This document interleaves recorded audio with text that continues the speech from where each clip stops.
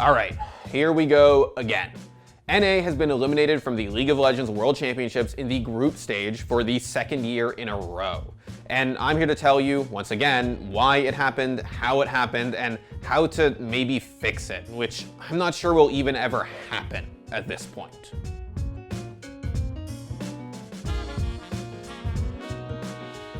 All right, so before we get into the devastating failures of NA, I want to make sure that you all know to sub to the channel. And while you're doing that, make sure to like this video and leave a comment. If you don't know what to leave a comment about, tell us what you want us to see us make a video about, whether it's short, story of, don't at me, offbeat, anything at all. And if you've got an idea that's a little too long for the comments, hit us up at tips@thescore.com. So it happened again.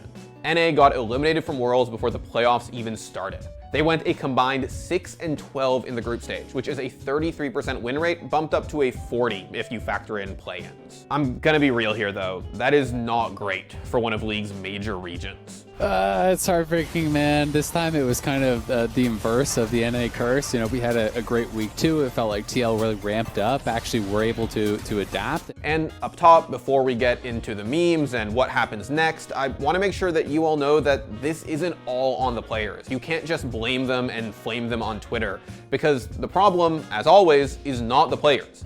It's the infrastructure. For context here, the last time an NA team made it out of groups at Worlds was C9 in 2018, and they made it all the way to the semifinals, which was the furthest an NA team had ever gotten. But the last time a non-C9 team made it out of groups was TSM in 2014 when they and C9 made it out together. Basically, NA has a pretty bad track record when it comes to Worlds. They've done better at MSI, but for whatever reason, when you put them in a wider field with more international competition, they falter. This year, both FlyQuest and Team Liquid went 3-3, so there were some high points. Team Liquid went 1-1 with every single team in their group, including Suning and G2, and FlyQuest handed Top Esports, China's #1 seed, their only loss of the tournament so far. Yeah, I mean, obviously it's kind of sad that another NA team doesn't make it out of 3-3, but they took down Top. Come on! To watch them take down Top, like that was like kind of like a cherry on top on that ice cream sundae on your flight home to America. But it was. I thought that FlyQuest really stuck to their style, right? And I was just, I was proud of this team, even though, yes, they're eliminated like all of the North American LCS teams.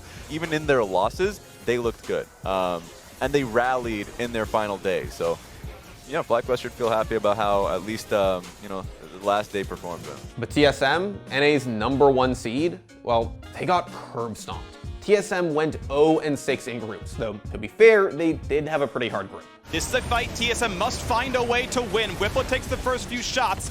Gonna lose some health here. Final shot comes through for double, puts him at half.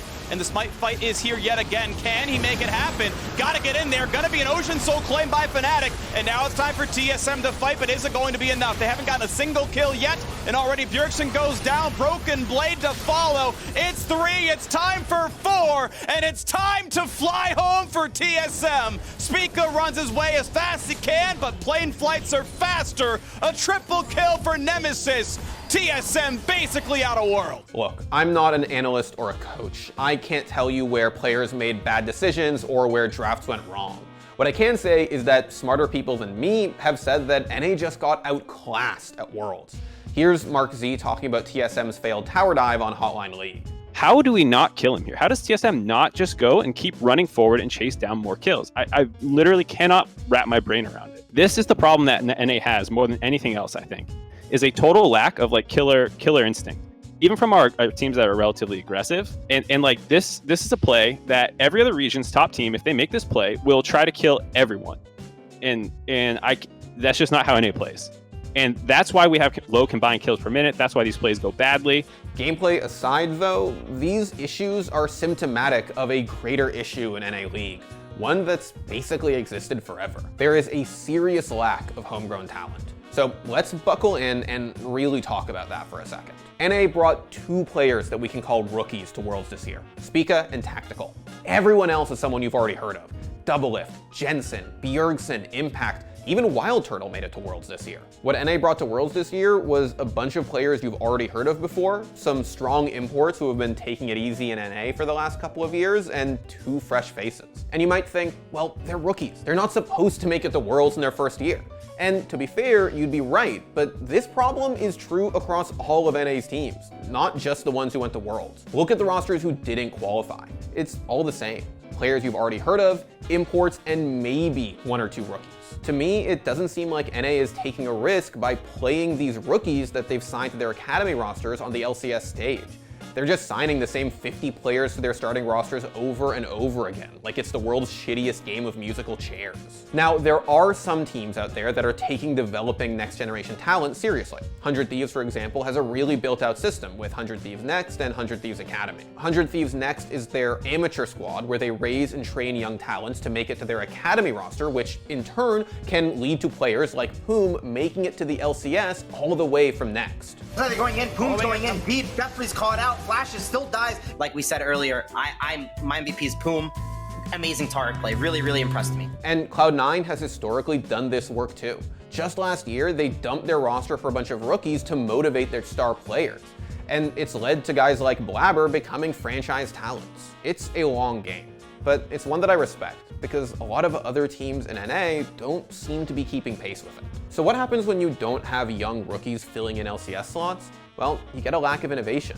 You get stagnation. And look, there are stories of things like this happening before. In spring, Team Liquid brought in Tactical to help motivate Doublelift. And both Tactical and Doublelift are at Worlds now on different teams.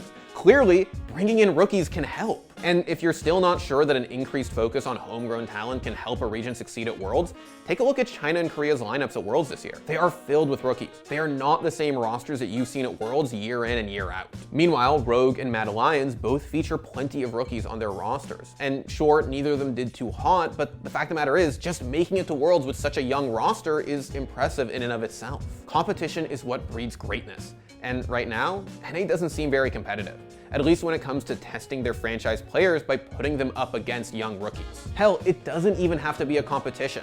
Older players can work with developing talents on the same team and they can both improve. Now, in theory, Academy exists because Riot wants to encourage teams to develop new talent in that league, but it doesn't seem like that's what every team is using it for. Some teams are signing former LCS players that you've definitely heard of. Zion Spartan, Keith, and Matt all played in Academy this past year, and they are not the only ones. This is a legitimate question I have, but why? If the purpose of these academy teams is to develop new talent, then why are these spots not going to hungry young players who still have plenty of potential? And the problems around developing talent behind the scenes might be worse than we think. Recently, LCK caster and former coach LS tweeted this, alleging that there are some players in NA who won't scrim with academy teams because they're afraid that the academy players on those teams are good enough to take their jobs. If that's true, and to be clear, I have no idea if it is, that's f***ed up, because it means that even the players don't care about developing new talent. Tyler Erzberger, who writes for ESPN, tweeted out this thought, which is something I'm sure a lot of NA fans have right now. He says the average salary for an LCS player is $400,000, and this is how they perform at Worlds?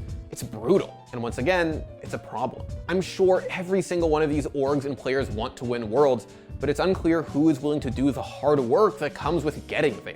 Look, there is a bit of a silver lining here. Like I said earlier, 100 Thieves and Cloud9 are putting in the work, and they're not the only ones. Riot stepped in and created scouting grounds a few years ago to help get young talent in front of teams. And look, 1 or 2 scouting events a year isn't gonna magically turn around NA's international fortunes, but at least it's a step in the right direction. But these efforts can only do so much. And C9 CEO Jack Etienne recently tweeted that he thinks he and the other teams aren't doing enough. So what does that say about NA's focus on developing new talent? Like we mentioned earlier, other regions have figured this out to a certain extent. Europe has EU Masters, which has actually been a pipeline to the LEC for many players in Europe and has allowed non-LEC orgs to stay involved in League. Look, it's been a weird year. Most of the LCS season was played from players' homes and team houses, and international competition was swept away by COVID. So we never really got a real chance to see how regions compared to each other until Worlds. And without MSI and Worlds and regular international competition, it's hard for teams to improve. That's fair. But let's be real here. Europe isn't playing against China and Korea every weekend, and they have 2 teams in the quarterfinals. Last year, we did a video very similar to this one, and I ended it with this statement. The fans are finally fed up. The conversation has reached a fever pitch, and if the players, the coaches, the staff, the management of the LCS doesn't do something soon, things are looking pretty dark for the future of NA League of Legends. And guess what? Things continue to be dark, but the ball is still in NA's court. These orgs want to make it out of groups. The players want to win Worlds. The fans just want something to believe in again. I genuinely believe that it's all possible. It's just gonna take some hard work. Okay, we are recording. Before you got here, we were having some lab issues. I solved them. I'm a fucking computer genius. Proud of you. I unplugged the cable and the receiver and plugged it back in. Wow, the technical expertise. I'm blown away. Give me the fucking Nobel Prize. Here's my question. So they did the Dragon and then they did KDA. What giant AR like shit show are we getting this year? I mean, I say shit show, it was cool. What big AR thing are we getting this year? I would like a big 800 foot tall Galio personally. I have a brand, I have to commit to it. I saw Galio got some play at Worlds, that got me excited. One of the games I was watching had a Galio in it. I can't remember which game it was, but there was indeed a Galio.